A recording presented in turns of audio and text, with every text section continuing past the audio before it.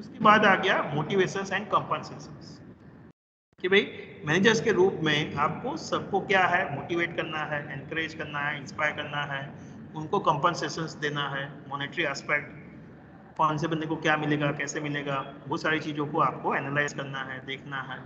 तो उसके रिगार्डिंग आप कौन कौन सी एक्टिविटीज करोगे, तो that will be the part will be of motivating and compensation functions. तो वहां पे सबसे पहला आपका काम होगा जॉब डिजाइंस, कि where you are trying to understand कि भाई ऑर्गेनाइजेशन के अंदर जो कंसर्न टास्क है, तो वो टास्क क्या है, उसकी रिस्पॉन्सिबिलिटीज क्या है towards producing the particular unit, कि भाई कंसर्न यूनिट जो है वो प्रोड्यूस करने के लिए, उसके ऊपर काम करने के लिए क्या चाहिए, कैसा चाहिए, क्या रिस्पॉन्सिबिलिटीज, क्या स्किल्स, क्या नॉलेज, कितना होना चाहिए, कितना वो यूनिट प्रोड्यूस कर सकता है। तो ये सारी चीज़ें वो कंसर्न जॉब रिलेटेड हम समझना चाहते हैं। तो that is the part of job design, कि भाई वो ओवरऑल वो जॉब क्या है, वो जॉब के अंदर क्या करना है, कैसे करना है, और कौन सा बंदा कैसे कर सकता है, कितना कर सकता है। तो ये सारी चीज़ें आप क्या है वो जॉब डिज़ाइन के माध्यम से समझ सकते हो। Same way even work schedule, कि भाई आपको क्या है, कौन सा बंदा कौन से शिफ्ट में काम कर रहा है, उसको कहाँ पे काम करना अच्छा लगता है, किसके साथ काम करना अच्छा लगता है, तो वो क्या है वर्क शेड्यूलिंग के अंदर आता है। कि भाई वो जो कंसर्न बंदा है, तो उसको फॉर एग्जांपल फ्लेक्सिबल टाइम पसंद है उसको, कि भाई कांस्टेंट एक ही पर्टिकुलर टाइम पे पूरा वो शिफ्ट अपना पसंद कंप्लीट करना चाहता है, वो वर्क शेयरिंग बेसिस पे काम करना चाहता है या अकेले काम करना उसको पसंद है, वर्क कौन सा वर्क असाइनमेंट उसको पसंद है, किसके साथ पसंद है, वो वर्क फ्रॉम होम उसको अच्छा लगता है कि नहीं लगता है, उसको अपना काम जो है वो चैलेंजिंग लगता है या नहीं लगता है। तो ये सारी चीज़ें क्या है रिगार्डिंग द वर्क शेड्यूल, कौन सा बंदा कौन से शिफ्ट में कैसे काम करेगा, किसके साथ काम करेगा, कैसे करेगा। तो ये सारी चीज़ें क्या है वर्क शेड्यूल के अंदर हम एनालाइज करते हैं, आइडेंटिफाई करते हैं, डिसाइड करते हैं। तो क्या काम है, कैसा काम है, कहाँ पे होगा, कैसे होगा, तो ये सारी चीज़ों को मैं एनालाइज करता हूँ, समझता हूँ, डिसाइड करता हूँ, so that I can motivate the people. तो मोटिवेशंस क्या होता है, what is motivations, any one of you can tell me what is motivations? Motivation means हमारे एम्प्लॉयज को मोटिवेट करना, मोटिवेट करना, एनकरेज करना, इंस्पायर करना। हम कैसे कर सकते हैं बंदे को motivate, how we can motivate उनको समवन? इंसेंटिव्स देकर, डिसीजन मेकिंग में उनका पार्ट लेकर। Okay, very good. By involving them in the decision making, by और कुछ और कैसे मोटिवेट कर सकते हैं? By उसको assigning the एप्रिशिएट करके। yes, correct, very good. With the help of appreciations, even with the help of assigning the specific task, कि भाई वो बंदा जो है उसको वो कंसर्न टास्क अच्छा लगता है। सबसे पहले मोटिवेशंस क्या होता है, motivations refers an inner drive with in which through which the particular person is encourage to perform और behave in a certain way, कि भाई एक इंडिविजुअल के रूप में आपकी सर्टेन क्या है नीड्स होगी जो अनफुलफिल्ड होगी, और एज अ वन इंडिविजुअल आप अपनी सारी एफर्ट्स वहाँ पे लगा दोगे, क्यों, तो भाई वो नीड मेरे को फुलफिल करनी है। तो वो चीज़ क्या है आपको मोटिवेट करती है। So now being our employees there may be certain task, कि भाई कोई टास्क ऐसा होगा कि जो मेरे लिए क्या है इंटरेस्टिंग है, चैलेंजिंग है, इम्पोर्टेंट है, तो वो टास्क के माध्यम से भी क्या है मैं मोटिवेट हो सकता हूँ। तो मैनेजर्स के रूप में आपको क्या करना है, सबसे पहले रिकॉग्नाइज करना है, आइडेंटिफाई करना है कि वो जो बंदा है उसको क्या चाहिए, वो बंदे की क्या क्या नीड्स है, कि जो अनफुलफिल्ड है उसको मैं क्या दे सकता हूँ, सो दैट वो बंदा क्या है मोटिवेटेड हो जाए, सेटिस्फाइड हो जाए। तो first of all you need to recognise, based on that you need to decide कि भाई उसको क्या दूंगा, सो दैट क्या बताऊंगा, कौन सा रास्ता दिखाऊंगा कि सो दैट वो बंदा मोटिवेट हो जाए। तो इवन कंसर्न टास्क जो है वो बंदे को मोटिवेट करता है, इंटरेस्टिंग टास्क कि जहाँ पे उसका एरिया ऑफ इंटरेस्ट है वो उसको मोटिवेट कर सकता है। इवन स्पेसिफिक शेड्यूल, कि भाई मेरे को डे शिफ्ट में ही काम करना अच्छा लगता है, मेरे को concern so and so group है उनके साथ ही काम करना अच्छा लगता है, मेरे को वर्क फ्रॉम होम ही अच्छा लगता है, समथिंग लाइक दैट। तो इवन वर्क शेड्यूल जो है उसके अंदर भी अलग अलग तरीके से अलग अलग बंदे को चीजें मोटिवेट कर सकती है. So being a managers you need to analyse, you need to check कि भाई हर एक बंदे के लिए क्या चीज इंपॉर्टेंट है, कौन सी नीड अनफुलफिल्ड है, और उस हिसाब से आप वो बंदे को मोटिवेट कर सकते हो. इवन कंपनसेशन वाला पार्ट में भी कंपनसेशन से भी हम उसको मोटिवेट कर सकते हैं. बट कंपनसेशन क्या होता है, वो कैसे डिसाइड होता है, वो चीज को हम समझते हैं, जिसके माध्यम से भी हम बंदे को मोटिवेट कर सकते हैं. तो इवन कंपनसेशन रिलेटेड आपको डिसीजंस लेनी है, तो उसके लिए सबसे पहले आपको क्या करना पड़ेगा, जॉब इवेल्युएशंस करना पड़ेगा. जॉब इवेल्युएशंस क्या है और जॉब एनालिसिस क्या है, वो दोनों एक दूसरे से कैसे अलग है. यहाँ पे हमने समझा था जॉब एनालिसिस. तो जॉब एनालिसिस में आप क्या करते हो, वो कंसर्न जॉब का एनालाइज करते हो कि भाई वो जॉब क्या है, कैसी है, वो कौन सा बंदा कर सकता है, उसको क्या स्किल्स नॉलेज एबिलिटी की जरूरत है. तो वो आपका जॉब एनालिसिस दिखाता है.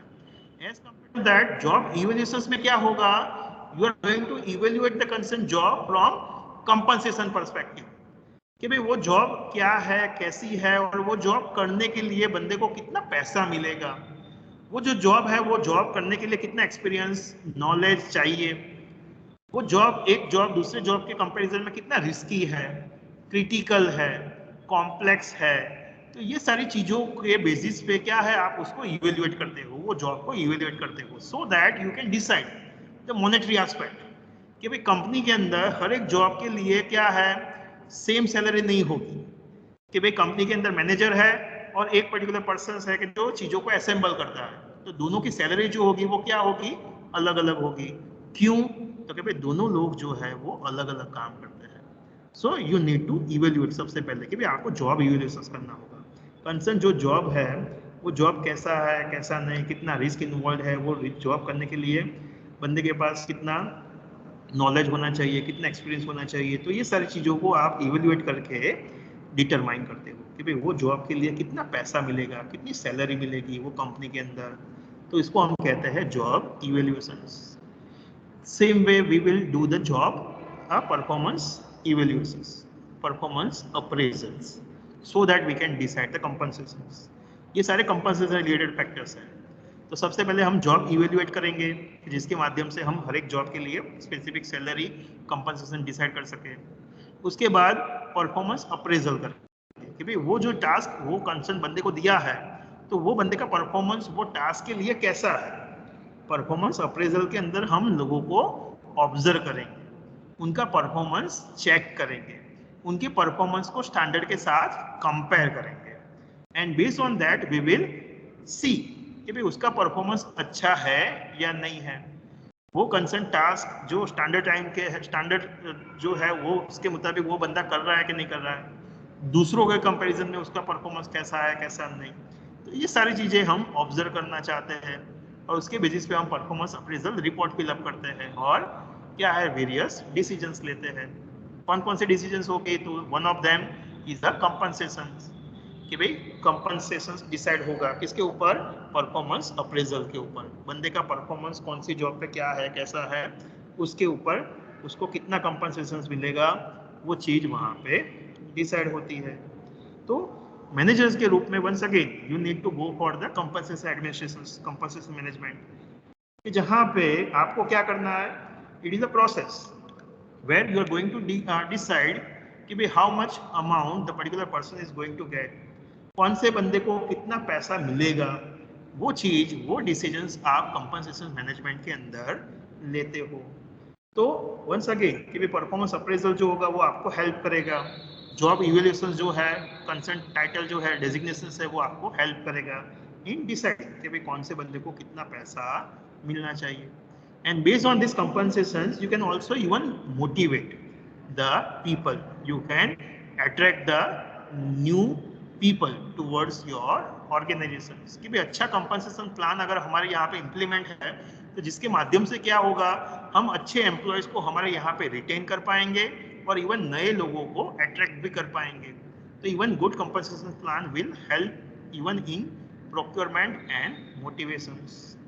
Same way we also give various kinds of incentives and other benefits to our employees. कि रेगुलर सैलरी तो हम देते ही देते हैं, बट उसके अलावा भी various kinds of incentives, benefits, fringe benefits हम उनको देते हैं. कौन कौन से बेनिफिट्स हम देते हैं अदर देन सैलरी, नॉर्मली जो कंपनी होती है वो सैलरी के अलावा कौन कौन से incentives, benefits, welfare benefits, fringe benefits लोगों को देती है, अपने एम्प्लॉयज को देती है, like provident fund, gratuity fund, then yes pension, correct, yes correct, house very good, rent, yes transportation HRA, expense. Yes correct, very good, transport, medical. तो ये सारी वेरियस फैसिलिटीज है, बेनिफिट्स है कि जो क्या है ऑर्गेनाइजेशंस कंपनसेशंस के अलावा देंगे।